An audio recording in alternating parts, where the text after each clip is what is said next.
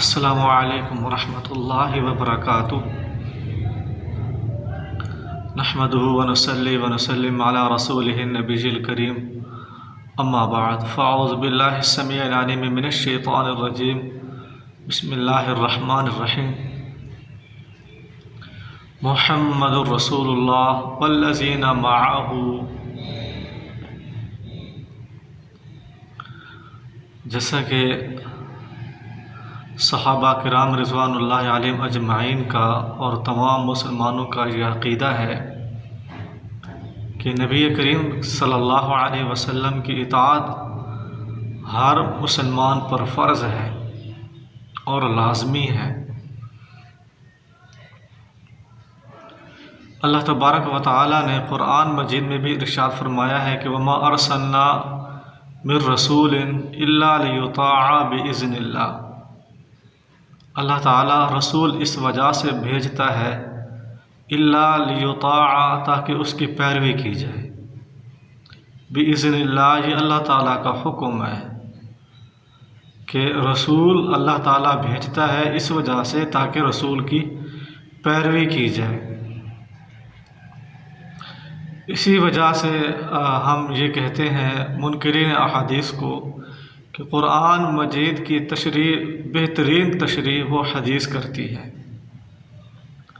اس کے بغیر قرآن مجید کے جو مجملات ہیں ان کی جو ہے تشریح نہیں ہو سکتی، تو انسان کو کئی ایک ٹھوکریں لگیں گی اگر احادیث کا انکار کر دیا جائے۔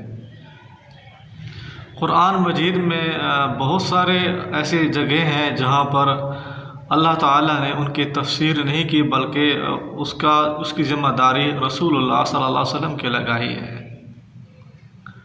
میں آپ کے سامنے دو جگہیں پڑھوں گا جس سے میں یہ وضاحت کروں گا، ثابت کر دوں گا انشاءاللہ کہ اگر احادیث کو نہ مانا جائے تو ان دو جگہوں پر جو ہے صحیح معنوں میں تشریح نہیں ہو سکتی، ان کا مفہوم واضح نہیں ہو سکتا۔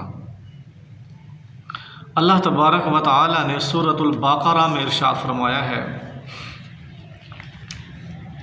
اللہ تعالیٰ نے فرمایا ثانی اثنین اذ ہما فی الغار اذ یقول لصاحبہ لا تحزن ان اللہ معنا الا تنصروہ فقد نصرہ اللہ اذ اخرجہ الذین کفروا۔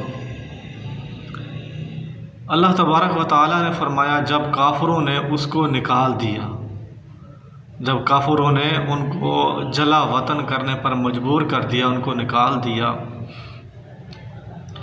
تو ثانی اثنین، دو میں سے جو دوسرا تھا، اذ ہما فی الغار اذ یقول لصاحبہ، جب وہ غار میں تھے تو دوسرا جو ہے وہ کہہ رہا تھا اپنے ساتھی کو لا تحزن ان اللہ معنا، آپ گھبرائیں نہیں، اللہ تعالی ہمارے ساتھ ہے۔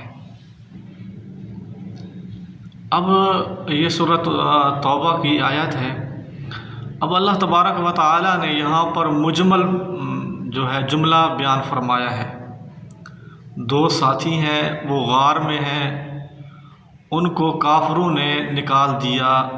کہاں سے نکالا اس کی کوئی وضاحت نہیں ہے، اس کی کوئی وضاحت نہیں ہے، کوئی تشریح نہیں ہے، کوئی بیان نہیں ہے کہاں سے نکالا ہے، تو کوئی یعنی اس کی وضاحت نہیں ہے۔ اذ یقول لصاحبہ لا تحزن ان اللہ معنا، اب وہ اپنے ساتھی کو کہہ رہا تھا، وہ ساتھی کون تھا؟ وہ جو دو ساتھی ہیں آپس میں جو ہے جن کو کافروں نے نکال دیا ہے، وہ جا رہے ہیں، تو وہ آپ ایک ساتھی دوسرے ساتھی کو کہتا ہے، یہ کلمہ پڑھتا ہے، یہ کلمہ ادا کرتا ہے، لا تحزن ان اللہ معنا، گھبرائے نہیں، اللہ تعالی ہمارے ساتھ ہے۔ اب یہ دو ساتھی کون ہیں، اس کی کوئی وضاحت قرآن مجید میں نہیں آئی ہے۔ یہ احادیث شریفہ میں آئی ہے۔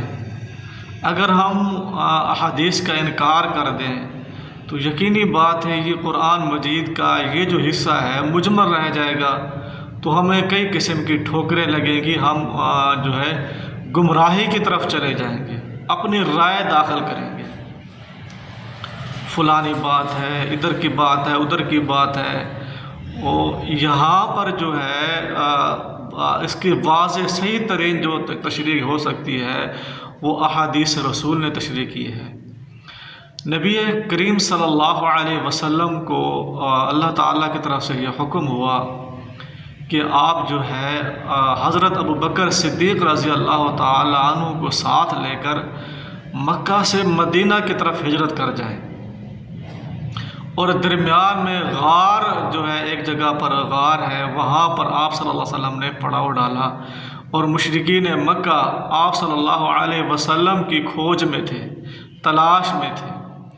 تو غار کے دندانے پر وہ پہنچ گئے تو حضرت ابوبکر صدیق رضی اللہ تعالیٰ عنہ گھبرا کے کہنے لگے، اے اللہ کے نبی اب ہم پکڑے جائیں گے اگر انہوں نے نیچے دیکھ لیا، ٹھیک ہے نا۔ ایک جگہ وہ غار میں تھے، مشرکین مکہ اس غار کے دروازے کے سامنے سے گزرے، کچھ لوگ وہاں سے گزرے جو تلاش میں تھے، اگر وہ ایسے نیچے دیکھ لیتے تو پتہ چل جاتا کہ حضرت ابوبکر صدیق رضی اللہ تعالیٰ عنہ اور حضرت محمد صلی اللہ علیہ وسلم اکٹھے یہاں پر بیٹھے ہوئے ہیں، پکڑے جاتے۔ تو بطور تسلی کے نبی کریم صلی اللہ علیہ وسلم نے اپنے ساتھی کو کہا، لصاحبہ، یہاں صاحب سے مراد حدیث نے واضح کیا کہ اس سے مراد حضرت ابوبکر صدیق رضی اللہ تعالیٰ عنہ ہے اور کوئی دوسرا ساتھی نہیں ہے۔ اس سے کون مراد ہے؟ حضرت ابوبکر صدیق رضی اللہ تعالیٰ عنہ ہے۔ اور اللہ کے نبی صلی اللہ علیہ وسلم نے اپنے ساتھی کو کیا کہا؟ لا تحزن ان اللہ معنا، آپ نہ گھبرائیں، آپ پریشان نہ ہوں، اللہ تعالیٰ ہمارے ساتھ ہے، اللہ تعالیٰ کی مدد ہمارے ساتھ ہے، ہم انشاءاللہ یہاں سے نکل جائیں گے، مدینہ کی طرف ہجرت کر کے جائیں گے انشاءاللہ، اللہ تعالیٰ ہماری مدد کرے گا، اللہ تعالیٰ کی مدد جو ہے ہمارے ساتھ ہے۔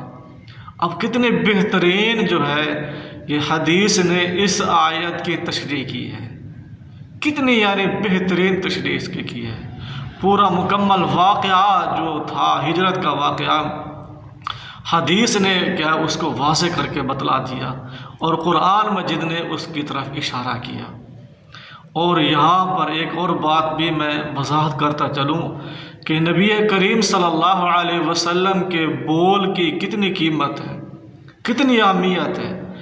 آپ صلی اللہ علیہ وسلم نے جو کلمات اپنے ساتھی حضرت ابوبکر صدیق رضی اللہ تعالیٰ عنہ کو فرمائے تھے، وہی کلمات اللہ تعالیٰ نے انہی کلمات کو قرآن مجید بنا دیا۔ نبی پاک صلی اللہ علیہ وسلم نے حضرت ابوبکر صدیق رضی اللہ تعالیٰ عنہ کو کیا فرمایا؟ لا تحزن ان اللہ معنا، آپ غمگین نہ ہوں، بے شک اللہ تعالیٰ ہمارے ساتھ ہے۔ اور یہی الفاظ اللہ کے نبی نے فرمائے تھے، اور یہی الفاظ اللہ تعالیٰ نے قرآن مجید بنا دیا ان الفاظ کو۔ یعنی نبی کریم صلی اللہ علیہ وسلم کے قول کی اتنی اہمیت، اللہ تعالیٰ نے وہ قول، وہ الفاظ قرآن مجید میں شامل کر دیے۔ اتنی فضیلت، اتنی اہمیت، یہ ہمارے پیارے پیغمبر صلی اللہ علیہ وسلم کی شان، یہ اہمیت ہے، یہ آپ صلی اللہ علیہ وسلم کے اقوال کی اہمیت ہے، یہ فضیلت ہے، یہ شان ہے۔ اللہ تعالیٰ نے وہ کلمات قرآن مجید میں داخل فرما دیے۔ تو اس سے یہ بھی واضح ہو جاتا ہے کہ صحابہ کی اہمیت بھی واضح ہو جاتی ہے۔ قرآن مجید کے ساتھ اگر ہم احادیث کو مانیں تو اتنے فوائد ہیں، اور اتنی مشکلات سے ہم کیا ہے آسانی سے کیا ہے اس کی تشریح کر سکتے ہیں۔ اور اسی طرح میں نے آپ کے سامنے سورہ الفتح کی آیت پڑھی ہے، سورۃ الفتح کی۔ اللہ تبارک و تعالیٰ نے ارشاد فرمایا،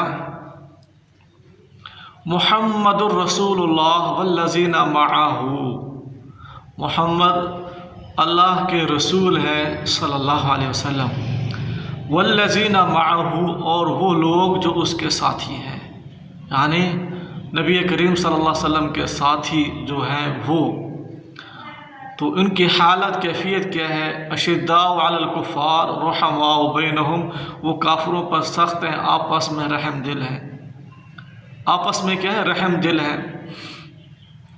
آگے اللہ تعالیٰ نے کیا ان کی صفات کو بیان فرمایا، ان کی خوبیوں کو بیان فرمایا، ان کی اچھائیوں کو بیان فرمایا۔ اب ایک مسلمان کی یہ تڑپ ہے، یہ جذبہ ہے، اس کی یہ فکر ہے، یہ سوچ ہے کہ اللہ تعالیٰ نے ان لوگوں کی صفات کو بیان فرمایا، ان کی خوبیوں کو بیان فرمایا۔ اب وہ کون لوگ ہیں؟ ان کے نام کیا ہیں؟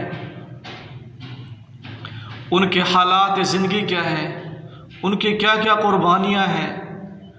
صحابہ کرام رضوان اللہ علیہم اجمعین کے نام قرآن مجید میں تو نہیں ہے، ان کے حالات زندگی قرآن مجید میں تو نہیں ہے، ان کی خوبیاں اگر آپ سے کوئی بھی سوال کرے، کوئی بھی انسان آپ سے پوچھے کہ ان کی خوبیاں کیا ہیں، ان کی اہمیت کیا ہے، ان کی فضیلت کیا ہے، ان کی شان کیا ہے، تو جو ہے تو ہمیں کیا ہے؟ احادیث کی طرف جانا پڑے گا، قرآن مجید کے ساتھ ساتھ احادیث کی طرف جانا پڑے گا۔ حضرت ابو بکر صدیق رضی اللہ تعالیٰ عنہ، حضرت عمر رضی اللہ تعالیٰ عنہ، حضرت فاطمہ رضی اللہ تعالیٰ عنہ، حضرت علی رضی اللہ تعالیٰ عنہ، حضرت عثمان غنی رضی اللہ تعالیٰ عنہ، ان کی قربانیاں، ان کی اہمیت، ان کی فضیلت، ان کی شان، یہ ہمیں احادیث رسول میں کیا ہے؟ واضح ان کی وضاحت ملتی ہے۔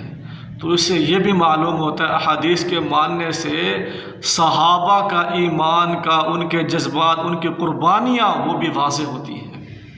تو ہمیں چاہیے جو بھائی جو ہیں گمراہ ہو چکے ہیں ان کو چاہیے وہ ذرا سوچیں، غور و فکر کریں، اور اس میں کیا ہے؟